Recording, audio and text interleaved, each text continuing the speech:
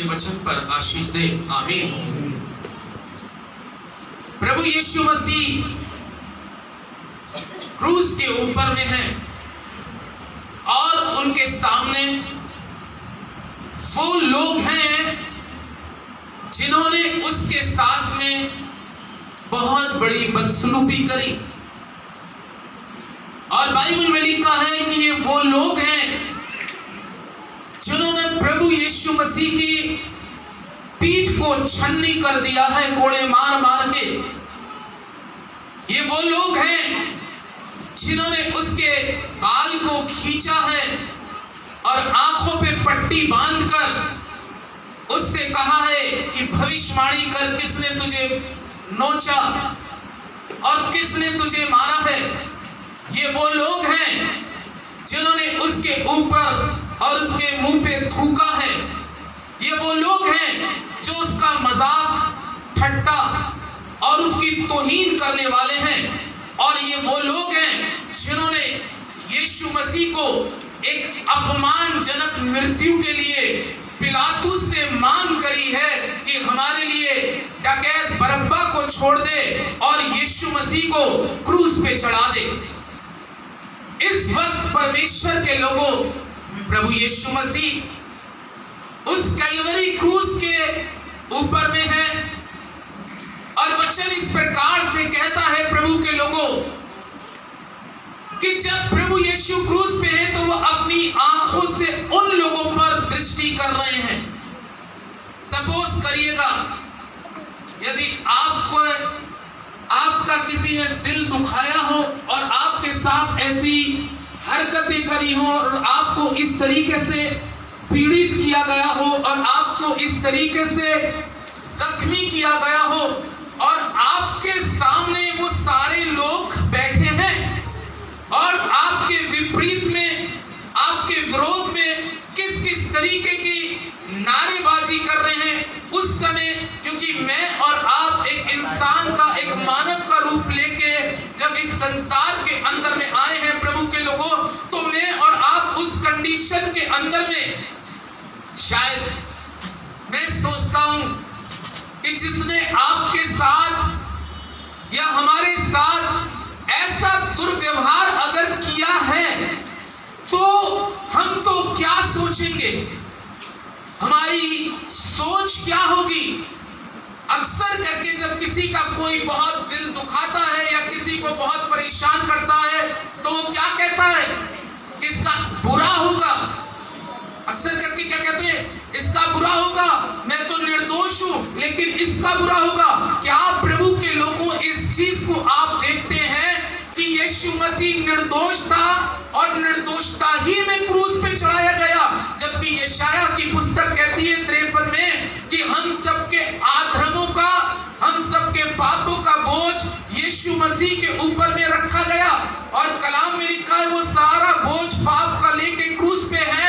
और वो सारे लोग जिन्होंने प्रभु यीशु के साथ ऐसा दुर्व्यवहार किया, कठोर व्यवहार, अपमानजनक व्यवहार, लेकिन प्रभु यीशु मसीह आखिर उनको क्षमा की याचना क्यों बोलते हैं? क्योंकि अगर प्रभु यीशु मसीह उस वक्त उनको क्षमा नहीं करते तो उनके लिए स्वर्ग का द्वार बंद रहता। आमीन। याद रखिएगा प्रभु के लोगों, क्योंकि यीशु मसीह के स्वभाव में यह था कि वो मानव जाति के अपराधों के लिए आया था और उसके लिए जो प्रोफेसी भविष्यवक्ताओं के द्वारा की गई थी वो सब पूरी हो रही थी। अगर वो क्षमा नहीं करता तो आज हम और आप जो जीवन के अंदर में बहुत सी गलतियां करते आ रहे हैं और कर रहे हैं, तो प्रभु के लोगों उस वक्त अगर यीशु मसीह उस कलवरी क्रूस के ऊपर से ये शब्दों का इस्तेमाल नहीं करता तो आज हमारे पास में पाप या अधर्म करने के बाद में कोई क्षमा करने का रास्ता नहीं था। हालेलुया। सोचिए इस चीज, विचार करिए इस चीज पे अगर प्रभु यीशु मसीह ने जो सबसे पहली वाणी कही, अगर हम उस वाणियों को अगर चेंज करें, वो और कोई सी भी वाणी कह सकता था, लेकिन सबसे पहली वाणी के अंदर में या पहले कलमे के अंदर में क्यों प्रभु यीशु मसीह क्षमा की याचना कर रहे हैं? क्योंकि बिना क्षमा के हम उसके राज्य में वारिस नहीं हो सकते। हम इस पृथ्वी पे बहुत कुछ अच्छा कर सकते हैं, लेकिन बिना क्षमा की याचना के हम स्वर्ग के राज्य में कभी दाखिल नहीं हो सकते। इसलिए जो आदम के द्वारा गुनाह, आदम के द्वारा जो पाप हुआ था और परमेश्वर और आदम के बीच में जो दूरी हो गई थी और एक बड़ी खाई, एक बड़ा गड्ढा जो बीच में आ गया था आदम और खुदा के बीच में, परमेश्वर के लोगों उस गड्ढे को भरने के लिए, उस खाई को भरने के लिए यीशु मसीह बीच में आ गया, ताकि एक बार फिर से आदम का परमेश्वर के साथ मेल कर सके और उसके लिए रास्ता स्वर्ग का तैयार कर सके। हालेलुया। क्योंकि उस समय की पुरानी विधियों में अगर हम चले व्यवस्था के मुताबिक, तो पाप की क्षमा के लिए किसी ना किसी चीज का कुर्बानी होना अनिवार्य थी। लेकिन प्रभु के लोगों, जब इस पृथ्वी पर पाप और अधर्म बढ़ा है, तो परमेश्वर को मनुष्य का रूप धारण करके इस धरती पे आना पड़ा, ताकि वो हम सबके जहान के पाप को अपने ऊपर लेके क्रूस पर बलिदान हो जाए, ताकि उसके क्रूस पर बलिदान होने से जब वो क्षमा की बात करता है, ऐसा भी हम सोचें, अगर वो क्रूस पे ही चढ़ जाता, इन शब्दों को नहीं कहता, तो हमारे लिए फिर भी हमारे लिए जिंदगी अधूरी थी। अगर वो इन शब्दों का नहीं कहता, तो हमारी जिंदगी फिर भी अधूरी थी, फिर भी हमारे लिए रास्ता नहीं खुला हुआ था। हालेलुया। उसने हमारे लिए स्वर्ग का रास्ता खोलने के लिए उसने इस चीज की जो याचना अपने पिता से कही है, और पिता से जो रिक्वेस्ट उसने करी, वो क्षमा की क्यों करी? वो ये भी कह सकता था, मेरे पिता इनको मार दे, तूने तो मुझे भेजा, इनका यही नाश कर दे, ये भी कह सकता था। मैं तो अपने काम को पूरा कर रहा हूं, लेकिन इनका भी काम तमाम कर दे। हालेलुया। लेकिन यीशु मसीह के जीवन में एक प्यार, दया भरी भी नजर आ रही है। उन आंखों से, जिस आंखों से आंसू बह रहे हैं, जिस सिर के ऊपर में कांटों का ताज है, कलाम में लिखा है शरीर से लहू बह रहा है, हाथ और पांव कीलों से ठोके गए हैं, और ठोकने वाले कहीं ऐसा नहीं है ठोक के चले गए, सामने ही खड़े और देख रहे हैं कि अब क्या करें भाई। लेकिन यीशु मसीह के स्वभाव में और उसके दिल के अंदर में क्षमा की याचना है। आमीन। क्षमा। यशायाह की पुस्तक 9 अध्याय में बहुत अच्छी बात भविष्यवक्ता ने कही, दानियल की पुस्तक में और उसके 9 अध्याय के अंदर में इसके बारे में दानियल एक बहुत अच्छी बात 9वें पद के अंदर में कहता है। और दानियल 9 के अंदर में क्षमा के बारे में परमेश्वर का दिल दिखा रहा है, परमेश्वर का वो हृदय दिखा रहा है। और उसने इस हृदय का कंपैरिजन जो किया है 9 अध्याय के 9वें पद में दानियल की पुस्तक में लिखा है, परंतु यद्यपि हम अपने परमेश्वर प्रभु से फिर गए, तो भी तू दया का सागर और क्षमा की क्या है? खान है। आमीन। इतना अच्छा लिखा है। हालेलुया। आई की खान है, क्षमा की खान। आपने बहुत सी खानें सुनी होंगी, कोयले की खान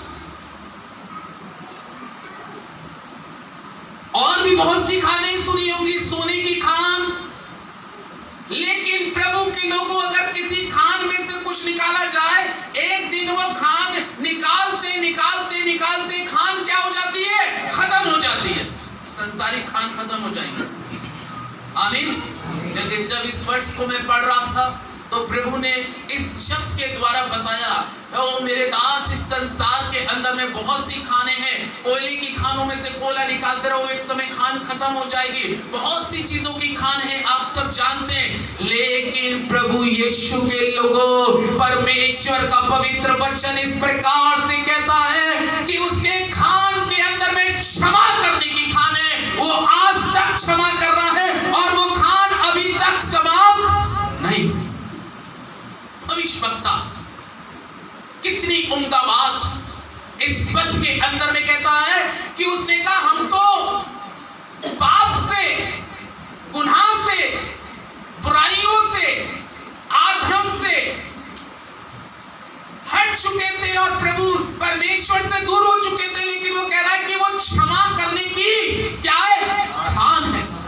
तभी उस खान के अंदर में, उस जगह पर भी एक दर्द उन लोगों के लिए उभरता हुआ आ रहा है और वो दर्द के साथ अपने पिता से कह रहा है, आए पिता, इनको क्या कर दे, क्षमा कर दे। हालेलुया।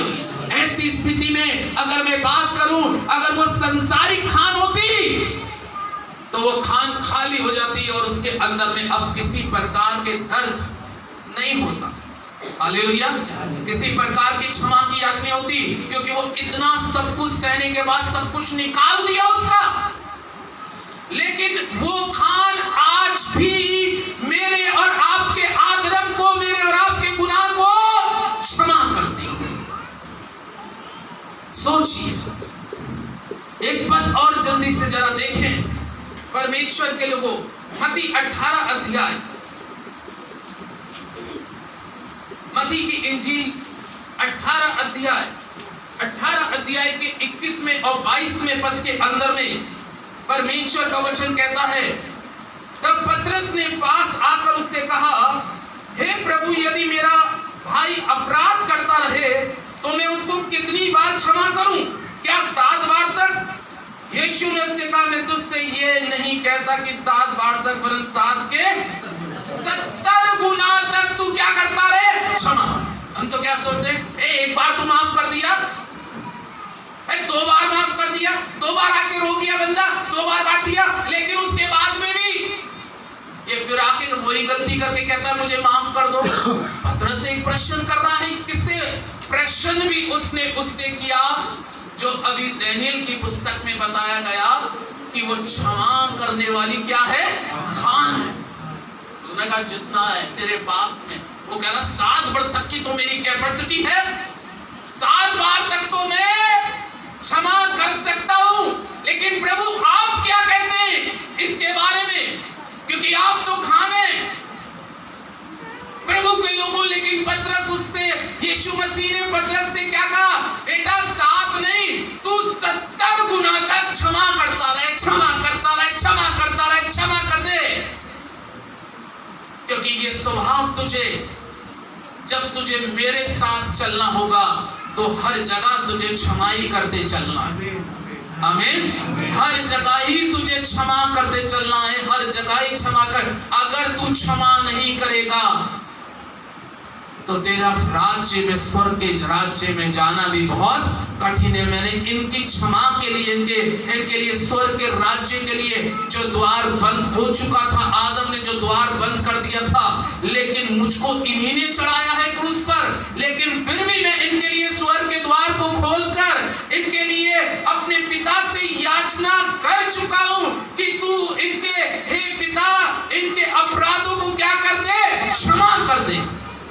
क्योंकि ये नहीं जानते क्या करते, ये भी लिखा, ये नहीं जानते क्या करते हैं, क्षमा कर दे। अगर हकीकत प्रभु के लोगों हम और आप समझ जाएंगे तो बहुत सी बुराइयों को, बहुत से अधर्म को, बहुत से गुनाहों को छोड़ देंगे। और प्रभु यीशु मसीह ने ये बात पतरस से कही। पतरस भी सोचने का कितनी बार तक क्षमा करूं।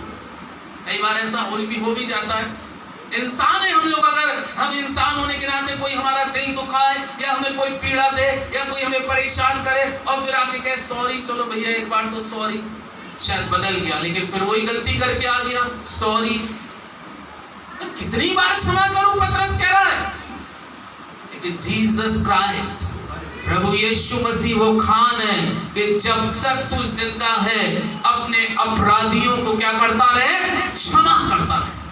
क्योंकि मैंने भी अपने अपराधियों को क्षमा किया है, इसलिए तुझे भी अपने अपराधियों को, जो तुझे आज लांतान कर रहे हैं, जो तुझे परेशान कर रहे हैं, जो तुझे यरूशलेम से निकाल के बाहर कर रहे हैं कि अब इसका सुसमाचार का प्रचार ना करना, अब मैं क्या करूं। लेकिन प्रभु यीशु मसीह कह रहा है 7 नहीं बल्कि 70 बार तक तू उनको क्षमा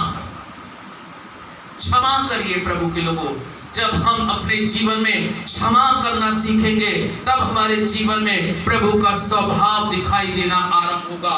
एक पद और जल्दी से पढ़ेंगे, मत्ती 6 अध्याय, और 6 अध्याय के अंदर में परमेश्वर का वचन 14 पद के अंदर में इस प्रकार से कहता है, और ये बात स्वयं प्रभु यीशु मसीह ने कही, इसलिए यदि तुम मनुष्य के अपराध क्षमा करोगे तो तुम्हारा स्वर्गीय पिता भी तुम्हें क्षमा करेगा, और यदि तुम मनुष्य के अपराध क्षमा ना करो तो तुम्हारा पिता भी तुम्हारे अपराध क्षमा।